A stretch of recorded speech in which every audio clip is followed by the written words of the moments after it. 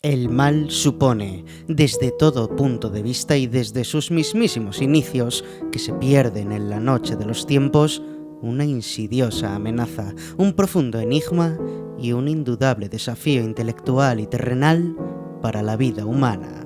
Tratar el tema del mal es como tratar el tema del bien, uno que no se agota, que siempre está de moda, en boca de todos, del que todo se conoce y nada se puede decir con precisión. Solo alguien capaz de aglutinar en su filmografía piezas que revolucionarían cada género que tocase, como la ciencia ficción, el terror, las historias antibelicistas o el género histórico, entre otros, podría estar capacitado para adentrarse en la tarea titánica de abarcar el mal en toda su extensión y hacerlo de una manera tan poéticamente cruda.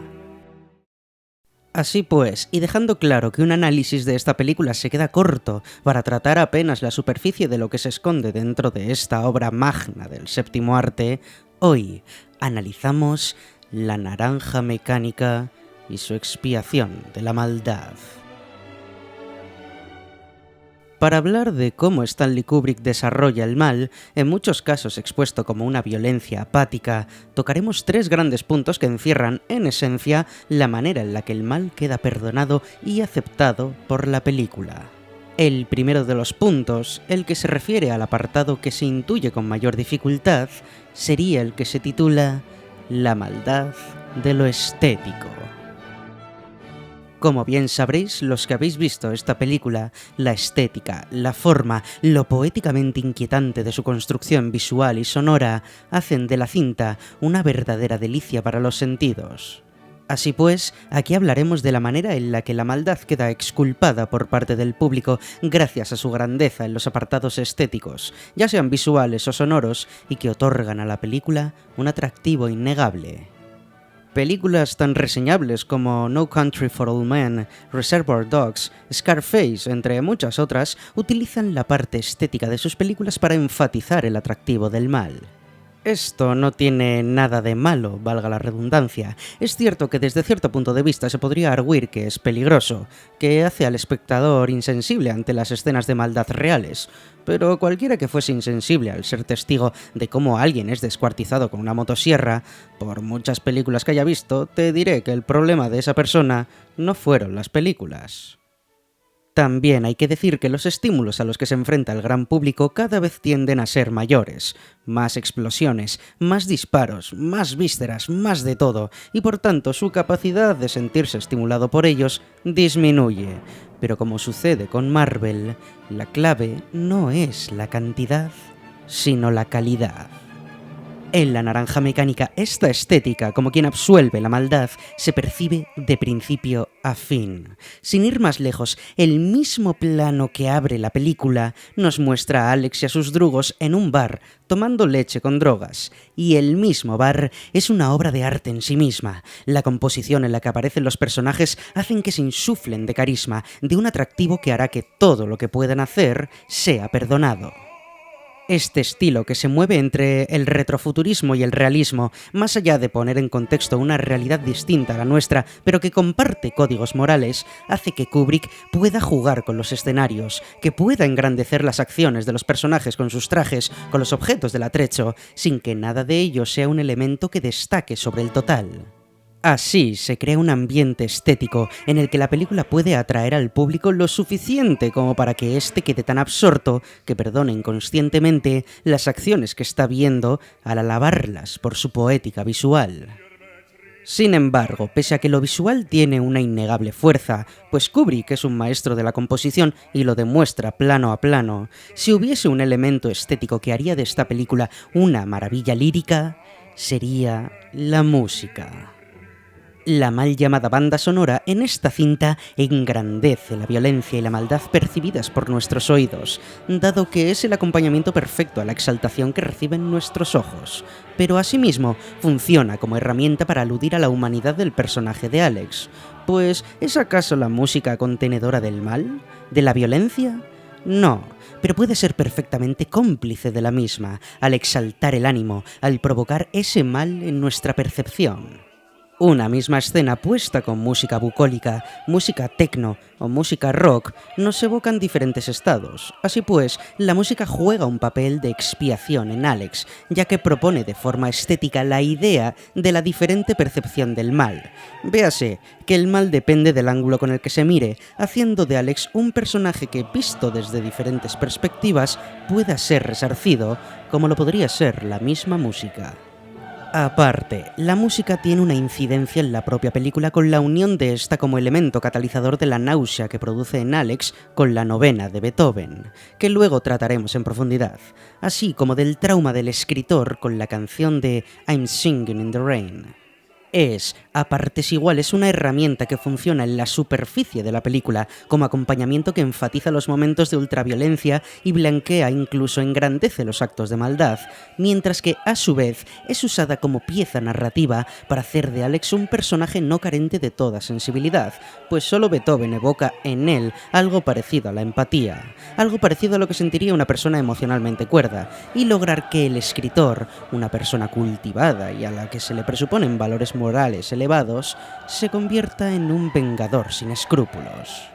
Es de esta manera que la música no solo purifica la maldad de la película al hacerla atractiva, sino que expiará el mal de Alex y emponzoñará el bien del escritor. Dejando atrás el apartado estético del que se podría hablar hasta la saciedad, pasamos a nuestro segundo punto, el que trata la maldad expuesta en la cinta desde el punto de vista social. Entramos, pues, a la maldad de la sociedad. El mal, en el sentido social, aquí queda expuesto desde las instituciones, empezando con el asistente social neurótico, cuya tarea asignada es la de mantener a Alex en el buen camino. Se nos muestra como un personaje forzado a fingir empatía por los jóvenes, que amenaza fuertemente a Alex y le asegura que le atraparán, para finalmente escupir al joven en la cara tras el arresto por el allanamiento y asesinato de Alex. Este personaje nos muestra esa apatía que casi es convertida en repulsión por parte de la sociedad ante el mal generado por los jóvenes, y a su vez nos muestra que para enfrentarlo solo sabe hacer uso del propio mal, siendo en primer lugar quien debería dar ejemplo de lo contrario. Otro gran exponente sería el alcaide de la prisión y el guardia jefe de los carceleros. El segundo sería una representación de esa represión del Estado a los criminales sin derecho a réplica, un Estado que aísla a los malvados sin esperar que se reinserten, sino que los tiene controlados, confinados, pues no hay posibilidad de una transformación del mal al bien. Esto último lo deja claro el alcaide, quien le dirá a Alex que no cree en esta nueva forma de pensar en la que se pretende convertir el mal en el bien, y que es muy injusto, pues el alcaide habla también de que él cree en el ojo por ojo, que si a uno le golpean, este devuelve el golpe, y que por qué el Estado no iba a devolver los golpes que los criminales han lanzado y lanzan indiscriminadamente contra él. Alex pretende replicar, pero el guardia le corta insultándole, pues no le han dado permiso para hablar, elevando a la institución por encima de las personas, ya que no hay réplica, pues no se puede discutir con algo que está por encima de lo humano, o no se puede discutir cuando no eres un humano. Y sí, Alex, en este punto, no es una persona, sino una herramienta de estudio. Aquí se nos plantea esa maldad vengativa del Estado como un aparato que no busca impartir una justicia sino una venganza, pese a que en ocasiones no puedan diferenciarse. La intención del Estado no es mostrar las ventajas del bien, sino las desventajas del mal, no mostrar los beneficios si vivieran como adalides del bien, sino los agravantes de quienes viviesen siendo adalides del mal. Esta es la manera en la que se enseña a un perro o a un bebé, a un ser que no tiene capacidad de desarrollar un pensamiento crítico, y por tanto se le enseña por estímulos. Esto está mal y sabe que está mal porque recibe un golpe, y esto está bien porque recibe una caricia, y así constituye un sistema de valores. El mal social se ve también reflejado en el apartado médico, cuando se somete al tratamiento ludovico, no tanto como un mal directo, sino indirecto, uno apático, frío y calculado, uno que hará sufrir por un bien mayor, pero sufrir en cualquier caso. De esta manera, Alex pasa de ser una herramienta sodomizada por el Estado en la cárcel a ser un conejillo de indias en el laboratorio. Se le recluía el cuerpo y ahora se le recluirá la mente. Porque sí, este tratamiento es la venganza a la mente, a los impulsos primarios, donde la ciencia supone que se esconde el mal. La medicina, en este punto, queda expuesta como un mal maquiavélico, en el que el fin justifica los medios, un mal aséptico, que pretende entenderlo todo y actuar en consecuencia, un mal necesario, ya que la ciencia llega a la conclusión puramente racional de que quitando los impulsos vitales de la ecuación, el bien puede emerger, y convierte así a Alex en una representación de la ciencia, un elemento que no tiene posibilidades de salirse de la raya, cuadriculado, carente de sentimientos. A fin de cuentas, lo convierte en una naranja mecánica. Todo se cierra con la salida de Alex, en la que la población en sí misma, como una masa carente de individualismo, se ceba con él en una especie de ironía vengativa final. Esto refleja la incapacidad de la sociedad de ser coherente con su propia queja sobre la persona de Alex. ¿Cómo no ser un agente del mal cuando la sociedad alienta ese mismo mal desde la venganza? Es la misma sociedad que se presupone inocente, por la que todo el sistema está luchando para proteger, la que rezuma la ira, la venganza, la violencia, el rencor y en última instancia la apatía que hicieron de Alex ese personaje que tendía al crimen como única salida conocida. Esta situación a la que se enfrenta Alex hará de nuevo una forma de expiación de su propio mal, pues uno empatiza con la maldad de Alex cuando ve que incluso los inocentes, pasando por el vagabundo vengativo, los antiguos compañeros ahora convertidos en policías en una irónica pinza de guión, llegando hasta los padres, la última barrera empática, que lo abandonan a su suerte tras haber sido reformado, ejercen el mal sobre él, e incluso deseamos que la vuelva a recuperar para que se defienda. La película nos alienta a que queramos que el mal emerja, haciéndonos partícipes de su trasfondo. En una visión más alejada de la batalla, podemos hablar de la última de las defensas que se proclama en sentido social al mal, y es que queda resarcido como elemento catártico, como insuflador del avance, como motor del bien y la evolución. Véase, una generación que ha sufrido el mal, como la de los padres, el asistente social, el alcaide o el jefe de la policía, será una generación que respete el mal, que lo tema, que lo tenga en consideración y que no lo banalice. Una que no lo ha sufrido, como es el caso de Alex y sus drugos, jugará con él, será una generación débil. Por tanto, aquí la llegada del mal se hace casi necesaria para que todos tomen conciencia de él, para que tengan defensas y poder así enfrentarse a él, ya que este no se podrá erradicar, pero sí combatirlo, mientras sigamos teniendo una libre toma de decisiones, mientras no tengamos una generación débil sin criterio, si es que aún estamos a tiempo. El mal social ya ha sido expuesto y hemos visto cómo ha quedado absuelto por su necesidad y motivaciones, vengativas, maquiavélicas o puramente generacionales. El tercer gran punto se centrará en la figura del propio Alex, de su historia, sus motivaciones, conflictos y, cómo no, en su expiación como gran representante del mal. Por eso nos metemos en la maldad del personaje. Si hay algo que rodea a la figura de Alex y a la película, ha sido el hecho del condicionamiento, el que uno sea obligado a ser bueno y que no pueda decidir no serlo. Esta sería, en resumidas cuentas, su gran defensa. Alex comienza su andanza en un estado de pura apatía, tomando leche y droga en un bar para seguir con una paliza a un mendigo que no hacía nada más que subsistir y que les recrimina que el humano mire a la luna cuando la Tierra aún está por terminar, incidiendo en lo que se verá luego con la ciencia, como esa promesa salvadora que ofrece respuestas a todo menos a lo que no la tiene, al menos aún, a la condición humana. Alex y los drugos se enfrentan a otra banda de jóvenes en una orgía de agresiones sexuales y ultraviolencia para terminar en la casa de un escritor violando a la mujer y dejando al hombre en silla de ruedas. Toda esta introducción del universo muestra una apatía absoluta por parte de los jóvenes, representa una generación que entiende el mal como un ritual, como un trabajo, incluso como única forma de vida.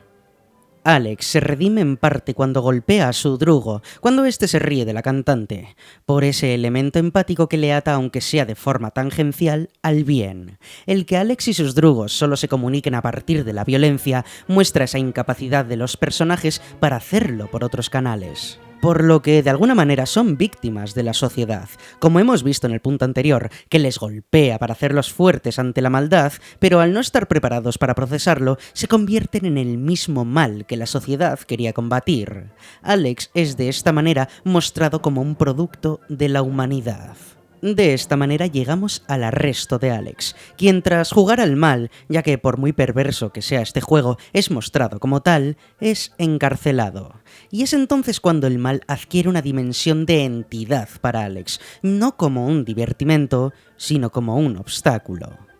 Nuestro protagonista es consciente de las consecuencias del mal, y pese a que quiere seguir ejerciéndolo, pues es, y siempre será, al menos en la versión de Kubrick, un agente del mal, ya que en una de las dos versiones de la novela que adapta, había un capítulo final en el que Alex, ya de adulto, pasaba a ser un miembro útil y digno de la sociedad, pero esta no es nuestra historia. El caso es que tras fingir la erradicación del mal en su ser con la religión, da paso la ciencia, con la que no se puede fingir. La dicotomía entre ciencia y religión está aquí muy presente, como dos sistemas opuestos de salvación, una por el raciocinio y otra por la esperanza, ambas dos incompletas, ambas dos intrusivas. Cuando Alex es obligado a visionar vídeos de guerra, de nazis y de violaciones y comienza su tratamiento de conductismo, se convierte al instante en una víctima. No hay medias tintas a nivel empático, al menos. Esto en gran parte se consigue gracias a lo aséptico de la maldad ejercida, de esa violencia estática en la que Alex simplemente está como espectador de la misma y a su vez siendo la única víctima real. Pero si hubiese un motivo principal por el que sentimos que le están castigando a un inocente, por muy paradójico que suene, no se reduce a la empatía generada por el elemento estético del primer punto o el elemento social del segundo, sino porque el único anclaje moralmente aceptable de Alex está siendo destruido: el amor por Beethoven y su novena sinfonía. Hay que recordar lo importante y relevante que es la novena sinfonía para el personaje de Alex y para la película. Esta pieza musical, para muchos, entre los que humildemente me incluyo, la más completa y grandiosa nunca compuesta, es la representación de esa salvación del personaje y a su vez hace de simbolismo de la libertad de Alex, como un personaje que puede escoger hacer el bien o el mal. La novena sinfonía es considerada unánimemente como uno de los símbolos más potentes a la libertad, y a su vez, gracias a que los coros del cuarto movimiento que homenajean el poema A la alegría de Friedrich Schiller es conocido por motivos obvios como el himno a la alegría. Todo ello se puede intuir en las primeras palabras de los coros, que dicen: «Oh amigos, no esos tonos, entonemos otros más agradables y llenos de alegría».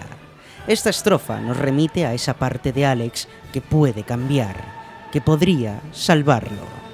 Sin embargo, en el tratamiento Ludovico usan la novena, haciendo que Alex le genere una náusea cuando la escucha, simbolizando la castración emocional no solo de la parte malvada del personaje, sino de la bondadosa. Este es el motivo por el que empatizamos con Alex durante su experimento. De esta manera, Alex queda redimido, y su maldad no es solo resarcida, sino que el público desea que regrese. Deseamos que su tratamiento sea revertido, que pueda escuchar la novena de Beethoven y que vuelva esa violencia poética innecesaria. En definitiva, que su maldad sea redimida.